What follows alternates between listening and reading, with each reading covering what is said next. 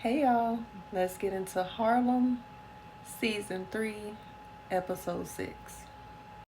I'm Asha Sarish, your favorite life coach, and I have been reviewing Season 3 of Harlem, and this is my take on Season 6.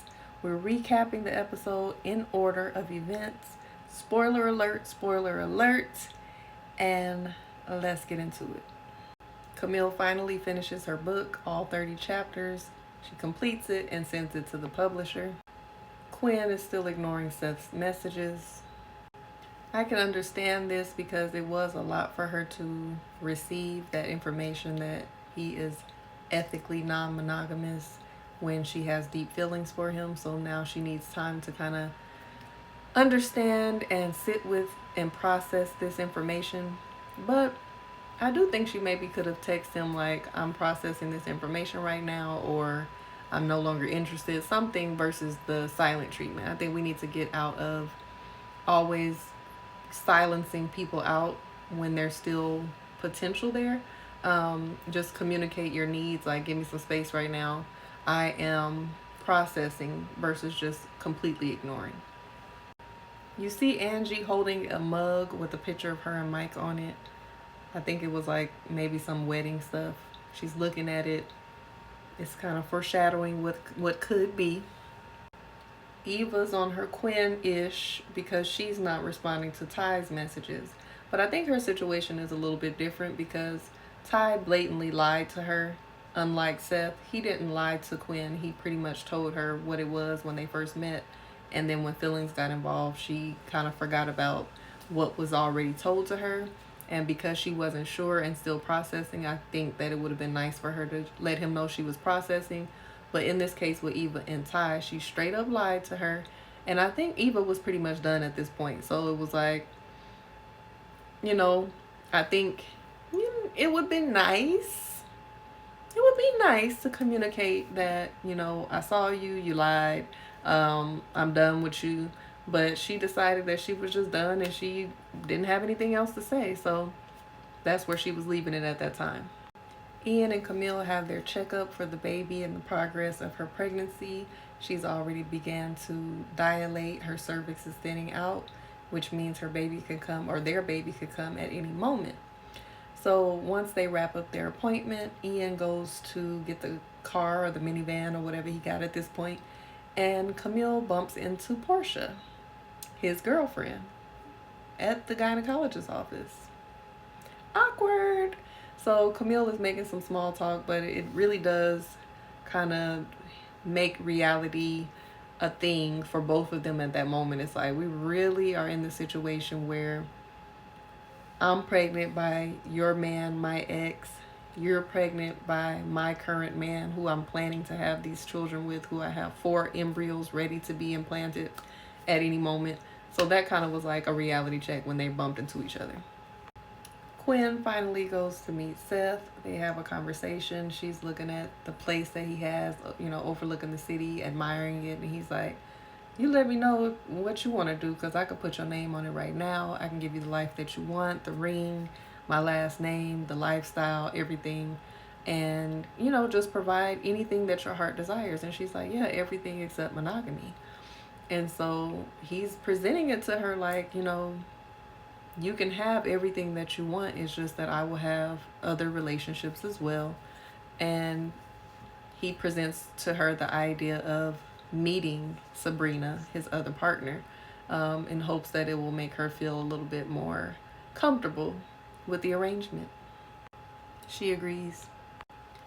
Ty is sick and tired of being ignored, and she does what I wouldn't recommend nobody do. Pops up at Eva's job. She wants to get to the bottom of it. She's like, what's up? Why are you ignoring me? You that upset that I couldn't make it? Like, I can make it up to your mom at another time. I got caught up at the baby shower. Eva's like, girl, I synced you. I synced you. Not only did I see you pull up with the taxi in the cab and get out, I announced that you arrived to my mother and went to go greet you. And then I seen you text me that lie and hop your ass back into the cab. So she's busted. You have to go back and watch my recap from episode 5. But in this episode, Camille tells Quinn what happened between her and Ian and how they almost, before she could even tell her what she did, Quinn interrupts Camille like, y'all almost had sex, or y'all had sex. And she was excited about the possibility of them getting back together and sharing this moment. But she's like, no, we almost did, but I sent him back to Portia. So during this friend meetup, Quinn also tells Camille about Seth and his ethically non-monogamous ass.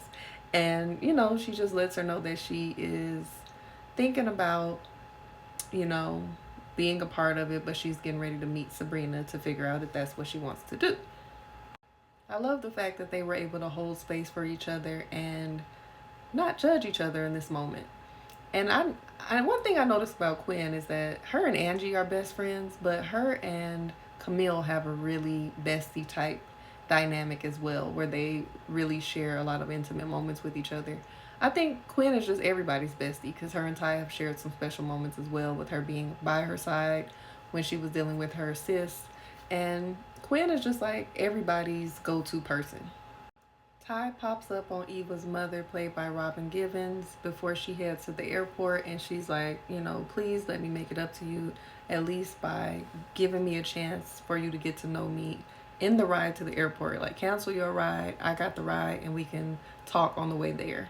And even though Eva's mother is really not feeling it because she knows what happened, and she's not feeling how Ty blatantly lied to her daughter and stood them up, she feels like, just with her making that effort to come make it up to her, that she's willing to give her a chance.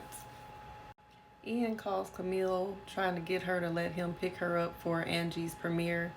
And he's just very protective at this point. He's like, we need to be together. I need to be sure that you're all right. You don't need to be out there trying to catch public transportation. As he's yapping, she hangs up.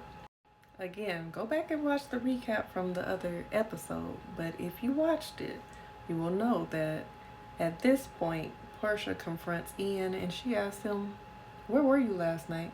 Because remember, he slid in the bed after 3 a.m. acting like shit was sweet when he was at Camille's house all night. So he's like, I was just at Camille's house. We were setting up the nursery, this and that. She's like, till 3 a.m.? And so he's acting as if it's just, no big deal. And she's like, yeah, I waited up last night because you're setting up the nursery, and that's now. But one day it'll be because of this or because of this reason, because you have to prioritize your child and your child's mother. And she's like, as hard as it sounds, as mean as it seems, I'm just not with that. And she's just like, I'm not willing to come after these other people that you have to prioritize. And she also lets him know that she can tell that he still has feelings for Camille. And he doesn't deny it. And she's like, this is where you jump in. But he doesn't deny it. And he comes clean about it. And he thought that he could just, move forward without addressing it or acknowledging it or facing the fact that he still had feelings for Camille. And she's basically like, I'm done. I'm moving out the brownstone. Y'all can have it. Y'all can have this life. And so he's like, what about the embryos? She's like, I don't need you to have kids. She said the doctor told her to make sure that she left some of her eggs unfertilized. So she has her own eggs frozen where she can continue on and find a man that wants to put her first and start a family. So the end of the Portia Ian era is over. And I am happy that ended up happening the way it did, because this man was actually saying that he felt like he owed her to finish what he started and to complete their relationship in a way that he didn't do for his ex-fiance, and show up and just go through with the motions. So if it wasn't for her stopping it, he probably would have ended up in an unhappy marriage relationship with her, and it would have been a disaster, especially if those embryos were fertilized and they brought forth life. So I'm so glad and so relieved that she said something. And y'all need to do this in real life, because a lot of y'all are just going with the motions in these relationships that you really don't want to be in for whatever reason. So come back for the next wrap up of episode 6.